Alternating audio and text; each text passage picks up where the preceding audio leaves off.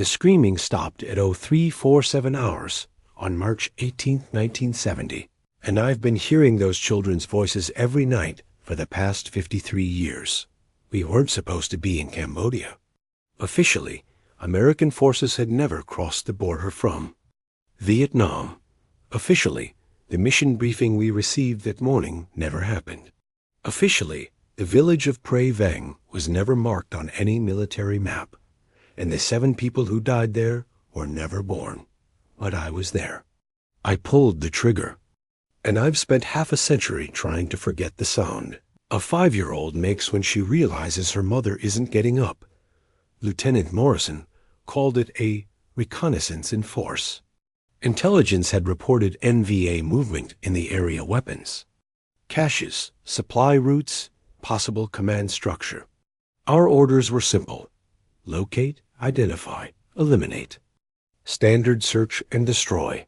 Nothing we hadn't done a dozen times in Vietnam, but everything felt wrong from the moment our choppers crossed the Mekong. The jungle was too quiet. No bird calls, no insect noise, just the oppressive silence that usually meant heavy enemy presence. Our insertion point was a clearing about 2 clicks from the target coordinates, and as we humped through the undergrowth, every shadow looked like an AK-47. Every branch snap sounded like a booby trap activating. Contact. Front. Rodriguez whispered into his radio, but when we low-crawled to the tree line, all we saw was a small village. Maybe a dozen huts, cooking fires sending thin smoke into the dawn air. The kind of rural settlement that could be found anywhere in Southeast Asia. Morrison studied the coordinates on his map, then looked through his binoculars again.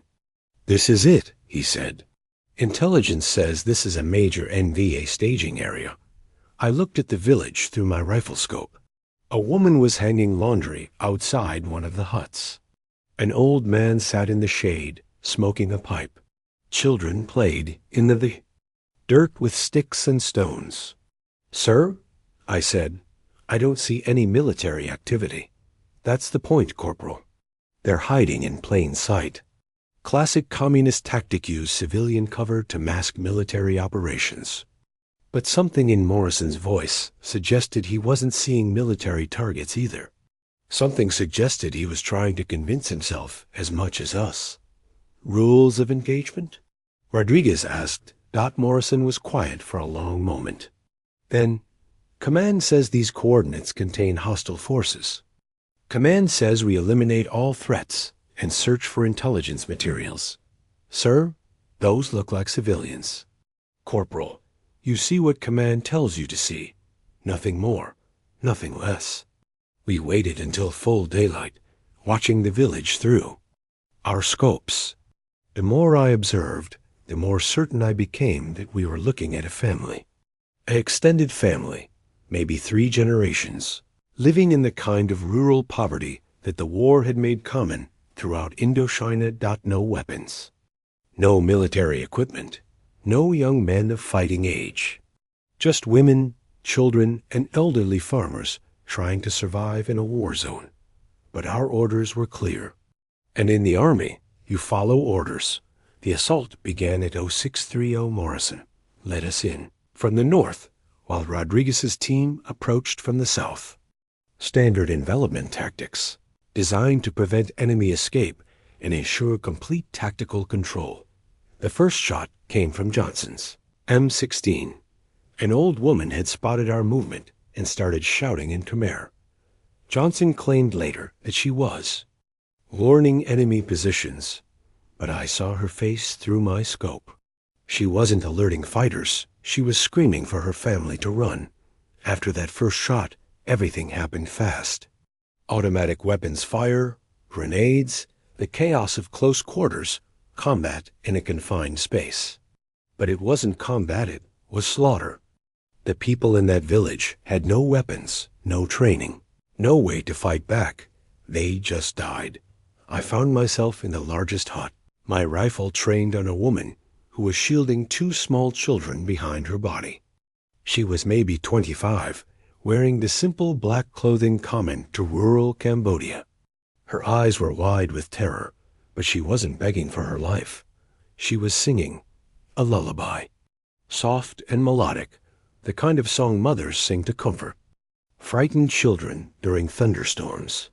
"Please," she whispered in broken English. "Children, no soldiers, only children." I looked at the kids she was protecting. A boy, maybe 7. A girl who couldn't have been older than 5. They were clinging to their mother, their faces buried against her chest, their small bodies shaking with fear. "Waste them," Morrison shouted from outside. "Search every hut. Eliminate all hostiles." My finger was on the trigger. My training said to fire. My orders demanded I fire. But I couldn't stop looking at that little girl. Couldn't stop hearing her mother's lullaby. Couldn't stop thinking about my own sister back home, who was about the same age. "Please," the woman said again. "We hide from bombs. We not soldiers." That's when I understood. They weren't NVA. They weren't communist sympathizers. They were refugees. A family that had fled American bombing and found shelter in this remote village far from the main conflict zones. We were about to murder refugees from our own airstrikes. "Martinez." Morrison's voice was getting closer. "Status report." I had maybe 10 seconds to make a decision that would define the rest of my life.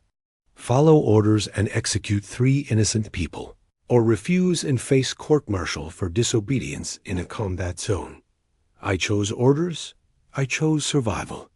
I chose cowardice. The mother died first, my bullets tearing through her chest as she tried to shield her children.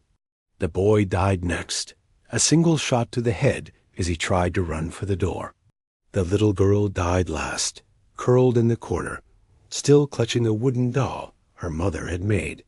She looked at me as she died, made eye contact, held my gaze until the light went out of her eyes. That's the image that visits me every night.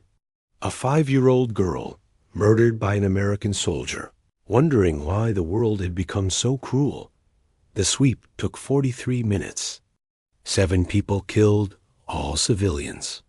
No weapons found, no intelligence materials recovered, no evidence of enemy activity. Morrison called it a successful elimination of hostile forces and recommended our squad for commendation. The after-action report listed the village as abandoned and the casualties as 7 enemy combatants eliminated during search and destroy operation. The mission was classified under operational security protocols, and all personnel were ordered never to discuss operational details. We just committed a war crime, and the Army was covering it up before the bodies were cold. Rodriguez pulled me aside during the extraction. "What the hell did we just do?" "We followed orders. Those were civilians. That was a family. That was an enemy stronghold. That's what the report says." Rodriguez stared at me for a long moment. "You believe that?" I wanted to say no. Wanted to admit that we just murdered innocent people. But admitting the truth would mean admitting that I was a war criminal, and I wasn't ready for that level of honesty. I believe what command tells me to believe. But Rodriguez wasn't buying it. None of us were. We'd seen what we'd seen, done what we'd done. No amount of official paperwork could change the fact that we'd killed a family and called it a victory. The breakdown started slowly. Johnson began drinking heavily, showing up to formations drunk, picking fights with other soldiers. Rodriguez stopped talking altogether, just staring into space during briefings and meals.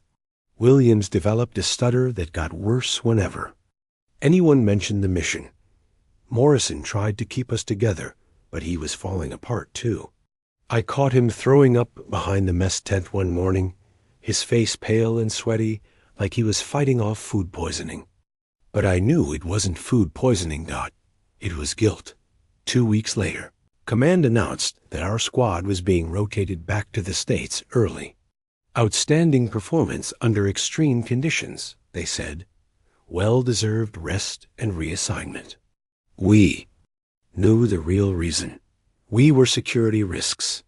Soldiers who'd participated in an illegal cross-border operation that had resulted in civilian casualties. Better to send us home and scatter us to different bases than risk someone talking about what had happened in Cambodia. The flight home was the longest 13 hours of my life. Sitting in that transport plane, surrounded by other soldiers who were celebrating their return to America, all I could think about was that little girl's face. The way she'd looked at me in her final moments. I tried telling myself it was war. Soldiers follow orders. Mistakes happen in combat zones. All the rationalizations that men use when they've done something unforgivable. But I knew the truth. We hadn't made a mistake. We'd been ordered to commit murder, and we'd followed those orders because it was easier than refusing. The nightmares started my first week home. Every time I closed my eyes, I was back in that hut, watching a mother die, trying to protect her children. I'd wake up screaming, covered in sweat, my ears ringing with the sound of automatic weapons fire.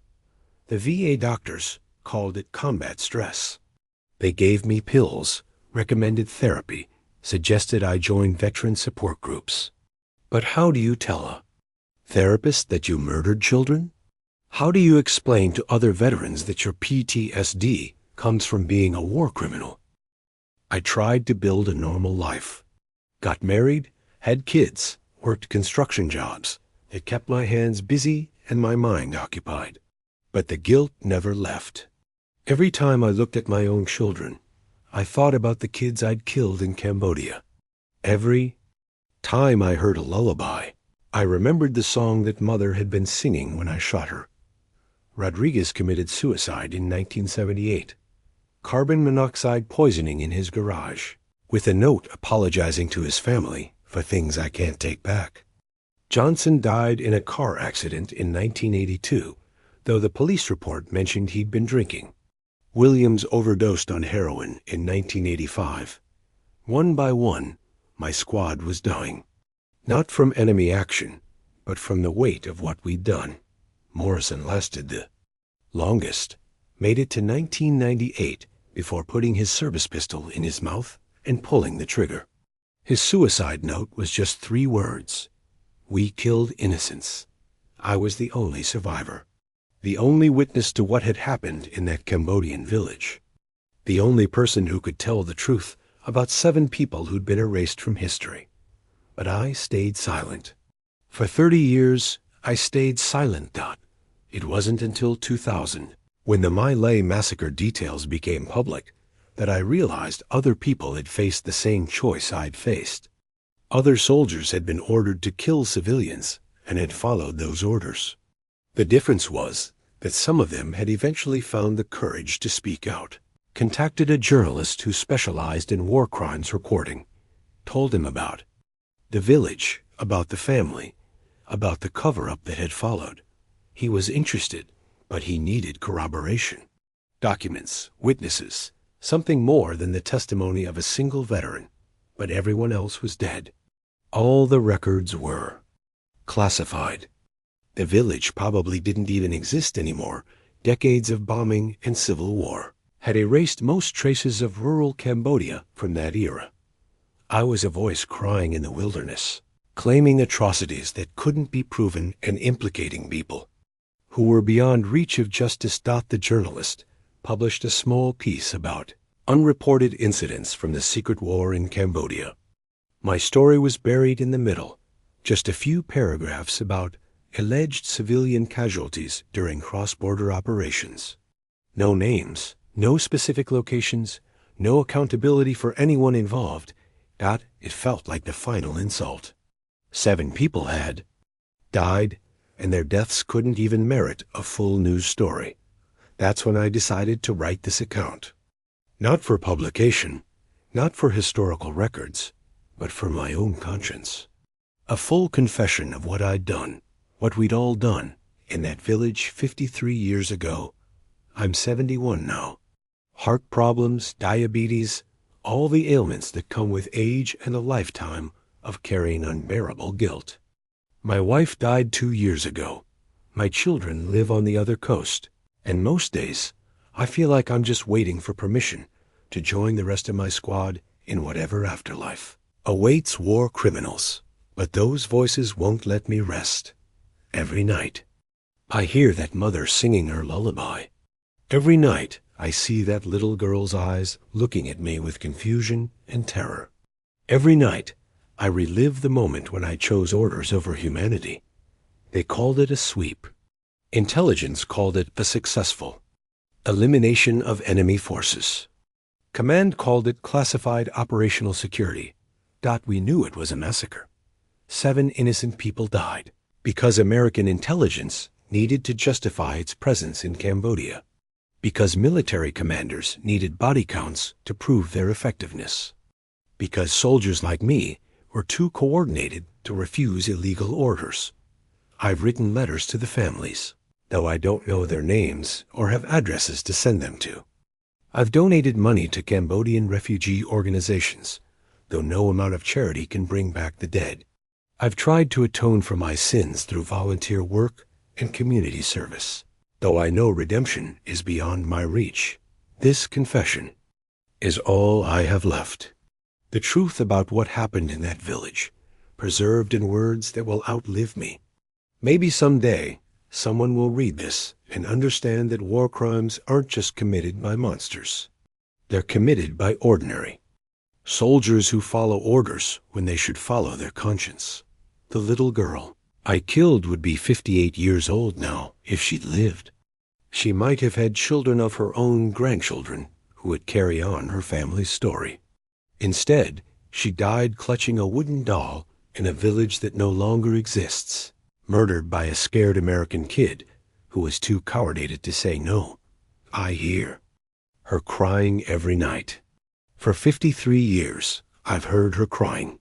And I'll keep hearing her until the day I die, because some sounds echo forever in the minds of men who've done the unforgivable. They called it a sweep. We knew it was a massacre.